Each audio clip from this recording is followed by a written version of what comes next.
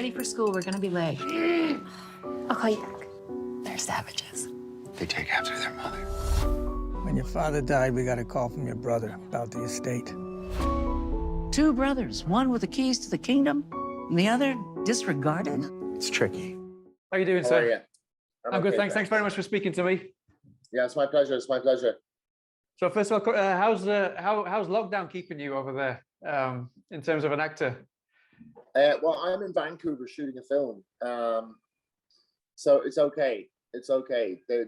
Even though they're very strict here in Vancouver, it doesn't have the same complication as it does back in Europe. I don't know quite what's going on in the UK, but I read that the Dutch and the Germans are going back into lockdown. And so at this stage, it's I can understand why it's irritating people.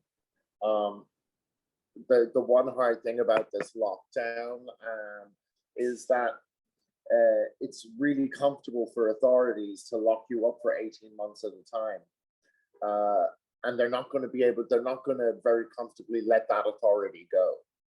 They quite enjoy that power. So now that they've had a taste of what that power is like, locking up the kids, they're not going to let it go as easily, I don't think. Yeah, definitely. But I mean, most of the actors and directors that I've spoken to, they've kind of, as you've got to, they've adapted to kind of the situation. How have you adapted to the situation? I imagine, aside from acting, I know you've got a 1926 Martin that you love, so I imagine you've really dug into your music as well now over the past few months. Yeah, I have actually. I've been traveling. I've been away from home, so I have a Gibson L100 with me. Right. But yeah, I've been playing a lot. Working. I'm lucky enough to be shooting a film at the moment.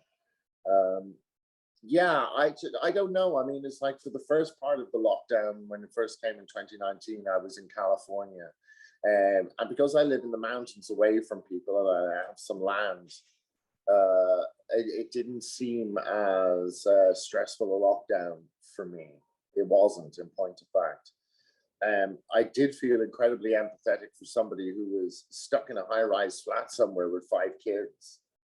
That's a tough lockdown. Yeah. You know, mine was not tough in comparison. Yeah. But yeah, it's a complicated situation. It's I don't think very little good is ever done by the absolute shall, you know? Yeah. I don't know. Any answer ain't gonna be much. I mean, the reason I mentioned your guitar as well is because just recently I was speaking to quite a few actors, but one specifically was Michael C. Hall. He actually formed his own band, and obviously you've been in quite a few films playing musicians. So I just wondered if maybe that was something that had crossed your mind, maybe over the past couple of years, maybe to form a band or to take your music kind of more professionally. Yeah, well, I don't know. I might at some point, but I don't think I'll be starting a band. No. I don't think I'll start a band, because if I start a band, I'll have to deal with other people. I'm sure that's no good at all. So, you know, it's like, you know, sometimes I play for, you know, an hour a day. Sometimes I can play for 5 or 6 hours a day, depending on what I'm doing. But I don't know. I mean, I suppose I will at some point, but I'm not in a fucking rush to go out there and be to be a musician or anything like that. I'm really enjoying playing it and nobody hearing it right now. Brilliant. So obviously I want to talk to you about the film Hide and Seek. I was speaking to Joel the other day. And I mean, there's loads of adaptations of Asian movies that we've seen before. What I loved about this that I didn't realize until I spoke to Joel was that he actually went over there and spoke to the director and everything. He was kind of really adamant that he created something with the blessing of the director. Did you actually speak to the director at all, or did you just have conversations directly with Joel? I just had conversations directly with Joel. Yeah, the original Korean film, it's more atmospheric and less dialogue. We had to change up that element for the American audiences. They want a little bit more involvement with the family. but yeah, I mean, I enjoyed making it. I enjoyed working with Joel. It's strange. I've been in the business too long, really, I suppose. Like I feel like I've been in Mississippi a day too long. But now I'm working, sometimes I work with directors and they're contemporary to me or they're younger. Yeah. And that's a kind of that's a strange, like I'm working with a host of very, very lovely young people right now. And there was one particularly very pretty girl who was on the shoot the other night. And through conversation at one point, she turned around and she said, yeah, I was at a birthday party last night. And I said, oh, you must be tired. And she goes, oh, I'm a little tired, but hey, I'm a teenager. We can do that. And I turned around and I went, really? How old are you? And she went, 19. And I kind of looked and I went, wow, I'm very old. I know, yeah, no, exactly. I know the feeling. Yeah, do you know what I mean? Where you're kind of like, it's so, you know, there's at one point where you're always the kid on a set, and then you're not anymore, and so people are kind of like looking up to you in sort of some way. It's like strange. Maybe I've just been around. That's the thing. I think I've probably just been around too long. Not too long. No, you've been around for a long time, but not too long. So. Yeah. But no, I mean, one thing, I was watching another interview that you did recently, and you said that one trinket advice was that you kind of carry with you is one that John Travolta handed onto you from Marlon Brando, that he said that never take a job unless you can tell that the director's in love with you for the role. So I was just kind of interested how and it doesn't happen. Maybe it's like it's a very good piece of advice, but then it's the advice from one major movie star to another major movie star. Yeah. I don't think you can actually give that. You can impart that advice to a regular actor, because it's like most of the directors I work with don't give a shit whether I live or die. So I'm trying to fit that in. I think it's maybe more acceptable for Marlon Brando or possibly John at that stage to have those type of choices. It's funny. Somebody else said to me in an interview the other day. They said, "So why do you kind of like How do you choose your projects?" And I'm like, "Well, sir, you just don't understand. I don't. I'm an actor. I get the roles I get." Yeah. You know, there's other films that I would rather be shooting, or there's other parts that I would like to get, but I just don't get offered them. So it's not like I have a smorgasbord of different things and I can just cherry pick what I want. That's not what happens. That's not how this happens. I'm a working actor. I am a father, so I have responsibilities, fiscal responsibilities to my little boy. So sometimes I just have to work because it's a job. Yeah, I mean, tying that into the actual film itself, this film kind of deals with gentrification and, dare I say, social cleansing. Now, would you say that you kind of feel a little bit that way in the film industry? Would you say it's going a bit that way, maybe? What do you mean? In terms of kind of like there's the A-listers, and then this kind of, it's almost impossible for the guys who are living in the slums, if you will, in the film, not to kind of make their way in and kind of pick and choose the films that they'd like to. As you just said, no, kind of you've got to pay your taxes and take what you can. You kind of do, yeah. I mean, it's like, yeah, that's always been the way with the film industry, though. Mm-hmm. You know, it's like yeah. I mean, it depends on what you do. The film industry is a strange and very wonderful business, because you can get into the business and depending on what happens to you, you could be at the top of the business in a year and then be at the bottom of the business the following year. Yeah. And then be at the top of the business 5 years later again. So it's a strange one. It's people are constantly shifting sort of like up and down depending on what they have at the time. So I mean, it's sorry. What's that? I was going to say, so I mean, you say you choose the jobs, but you don't pick and choose the films. But I imagine there are certain films that you think, bloody hell, maybe I shouldn't have done that one, even though I did need the work at the time? That I shouldn't have or should have? Is there any film? I mean, obviously, there's certain times I mean, you said that you take jobs because you need to pay the bills Oh at the end. goodness, yes. Look, But I the imagine- reality is that if I had been a very, very wealthy young man going into the film industry, I would only have ever made 10 films, possibly less. Yeah, I mean, it's like if you can get into a position where you're paid extraordinarily well for your job, yeah, then don't do too many of them. So I can understand why somebody would only make one film every 2 or 3 years if you were being paid a reasonable amount. That's not a bad idea.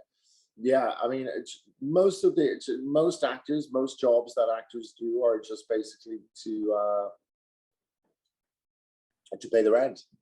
Yeah. But having said that, there are certain things in this film that I kind of felt that maybe resonated with you. I mean, for example, in a lot of interviews, you always the primordial thing that you talk about is your son's well-being always. That's the first and foremost, Yes. before everything. And in this film, it kind of stresses just how important kind of the upbringing of two young brothers is, and kind of the psychological development and kind of the aftermath of that. So that must have been something that you could really resonate with, I imagine, having a young son at the moment, no? Yes, I could, but also, I don't think parents take as much responsibility for what their kids turn into when they grow up as they should. Yeah. So yes, that was able to resonate a lot more with me because I was a parent at the time. And being a parent changes you, especially when you're playing a parent. You're able to identify with it a lot more. You're able to identify with it quicker, smarter, in a more empathetic way. Yeah, I mean, it's like, look, even though sort of, you don't have, as I said, a smorgasbord of choice, there are choices, there are other films that I could have made beside Hide and Seek. I take what I think is the best one that I've been offered at that time. Yeah, I was very happy to get Hide and Seek. I felt I was very, very lucky. There are no neighbors, only drifters. My brother. I got a girl gone missing right next to your brother's room. What's he after? Something in him just broke back then. And then in terms of the gentrification themes in the film, was that something else that you could appreciate, that you kind of maybe experienced, maybe not specifically kind of as being living in a better off part of America, but just the kind of, because you are a celebrity and you're in the public eye, did you kind of, was that something that you could kind of feel that the difference between you and kind of other people that see you as this celebrity kind of resonated in the same story? Yeah, I mean, people have an idea of what being famous is all about.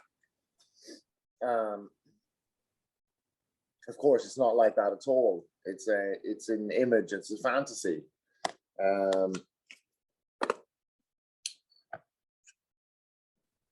And it's a fame, number one, being sort of a bit famous or a bit of a celebrity or something like that. It's not good for you.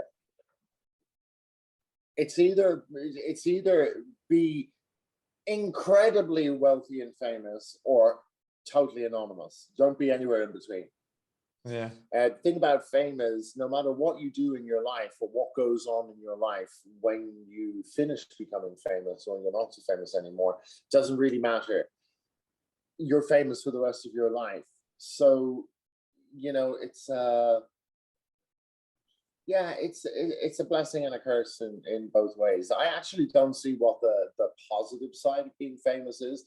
I think fame would have probably had a lot of positives back in the 50s, 60s, 70s, maybe even the early 80s. But fame these days, everyone's famous. Yeah. Take your clothes off on YouTube and you're famous. Yeah, exactly. Yeah. So, so Andy Warhol was right that everybody will get their 15 minutes. They're just creating their own platform for their 15 minutes now. but everybody gets it. Yeah. So I mean, we're running out of time. So just to finish off, then, I wanted to ask you a little bit about what you've got coming in the future, because I know you've still got you've got a comedy and a couple of thrillers coming out. One that particularly interests me is a hot air disaster movie, hot air balloon disaster movie coming out soon. No, called. I didn't. There isn't. No. Yeah, that has been hanging around my biog. I was going to say for years. I am not doing a film called Altitude. You're not? Okay. No, and I don't. This was a film that was sent to me, and then everybody I interviewed with is like, tell us about Altitude, and it's like, it's just a script. I don't know where it got linked onto my name that I was doing this film, but you must be the 10th person to ask about this film, and I'm like, doesn't exist. The film doesn't exist. They sent the script for Altitude. The Altitude script was really kind of interesting, but only up until the day that the aeronauts got released, and then I was like, "You're done, buddy. Nobody wants to watch your film because they've just made it." So what have you got coming up then that you can tell us about? I'm shooting a film called Wife Like in Vancouver at the moment. I can't really tell you what it's about too much, and I've got a film called The Good Neighbor that I shot at the start of this year. So yeah, the two of them are to come out. Yeah, but not Altitude. Okay. Brilliant. Well, listen, we're out of time, so thanks very much for your time. I really appreciate it. I wish you the best. It's been lovely talking to you when it comes out. And take care of yourself. All right, look after yourself. All right, have a nice take day. care, mate. Cheers then. Bye, mate. It was my life! You should never have come back here.